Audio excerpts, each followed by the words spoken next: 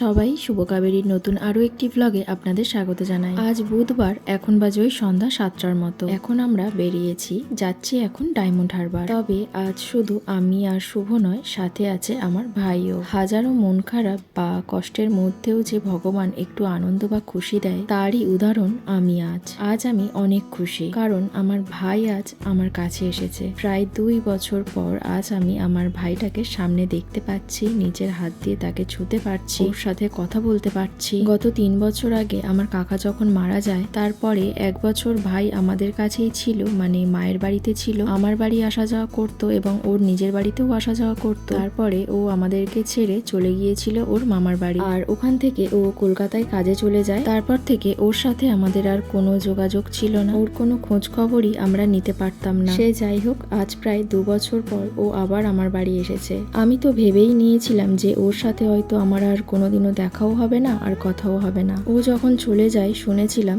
তখন আমার প্রচন্ড কষ্টও হয়েছিল, ওর জন্য আমার অনেক মন খারাপও হয়েছিল, ওকে অনেকটা ভালোবাসি কিনা। তবে আজ আর সেসব কথা মনে করার সময় না। আজও এতদিন পরে আমাদের বাড়ি এসেছে, তাই ভাবলাম আজ আমরা বাইরেই খাওয়া দাওয়া করবো, আর তার সাথে একটু বাইরে ঘোরাও হবে। তাই প্রথমেই চলে এসেছিলাম আমরা ক্যাফে ডি হারবার। আর শুভর সাথে ভাইয়ের বন্ডিংটাও অনেক ভালো, তাই এতদিন পরে যখন শালাবাবু আর জামাইবাবু দুটিতে একসাথে হয়েছে, তখন গল্পের আর শেষ হচ্ছে না। আর এখানে এসে আমরা খেয়েছিলাম ক্যাফেচিনো আর পিৎজা চাচা চৌধুরী। এখানে এলে আমরা জানি যে আমরা কি খাবো, তবুও একটু মেনু কার্ড না দেখলে যেন আবার হয় না। অ্যাকচুয়াল আমরা দেখি যে নতুন কিছু এতে অ্যাড হয়েছে কিনা।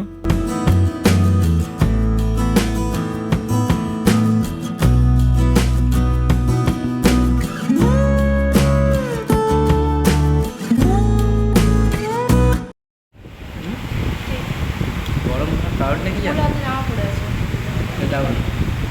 গরম হওয়ার কারণ হলো কফিটা খেলে গরম হয়েছে।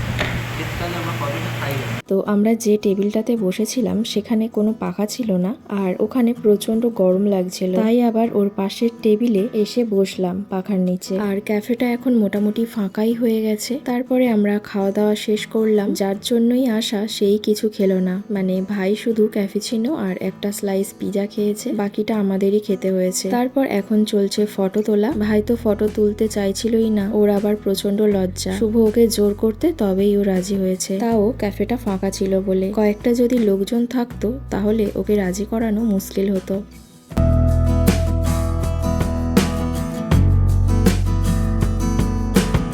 যাই হোক, চলুন, এখানের কাজ শেষ, এবারে আমরা বেরিয়ে পড়েছি। এখন বাজে ওই রাত 8:30টার মতো। এখান থেকে বেরিয়ে যাব আবার একটু বাজার কলকাতায়। আমাদের বাড়ির এক নতুন সদস্য এসেছে, তার জন্যই একটা গিফট কিনতে হবে। অনেক দিন ধরেই তাকে দেখতে যাব বলে বলে আর যাওয়াই হচ্ছে না, তাই কাল বিকালের দিকে ভাবছি ওকে দেখতে যাব। আর নতুন সদস্যকে তো খালি হাতে দেখতে যাওয়াটা ঠিক হবে না, তাই ওর জন্য কিছু একটা নেব এখান থেকে।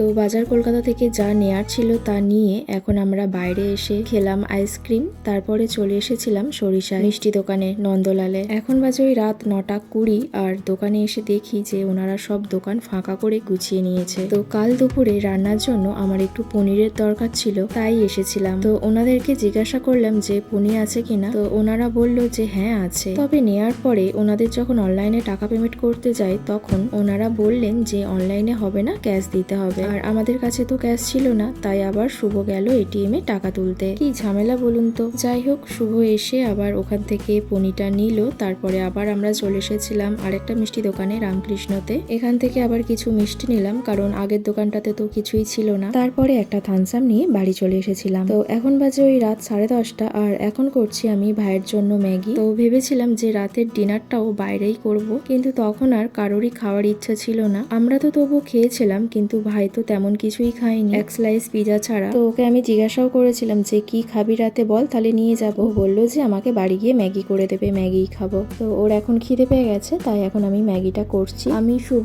আমরা দুজন আর কেউ কিছু খাবো না, তাই শুধু ওর জন্যই করেছি। আর মিষ্টিগুলোকেও সব এখন ফ্রিজে রেখে দিতে হবে, আজ আর কেউ মিষ্টি খাবে না, সবাই একটু একটু করে থামস আপ খেয়ে শুয়ে পড়বো। তো যাই হোক, চলুন তবে আজকের ভিডিওটা আমি এখানেই শেষ করছি। আপনারা সবাই ভালো থাকবেন, সুস্থ থাকবেন, দেখা হচ্ছে আবার পরের ভিডিওতে। আর আমার ভিডিও ভিডিওগুলো যদি আপনাদের ভালো লেগে থাকে তাহলে প্লিজ আমার চ্যানেলটিকে সাবস্ক্রাইব করে নোটিফিকেশনটা অল করে রাখবেন। আর ভিডিওটি ভালো লাগলে একটা লাইক করবেন এবং কমেন্টেও জানাবেন। চলুন আজ এই পর্যন্তই, দেখা হচ্ছে আবার খুব তাড়াতাড়ি পরের একটি ভিডিওতে।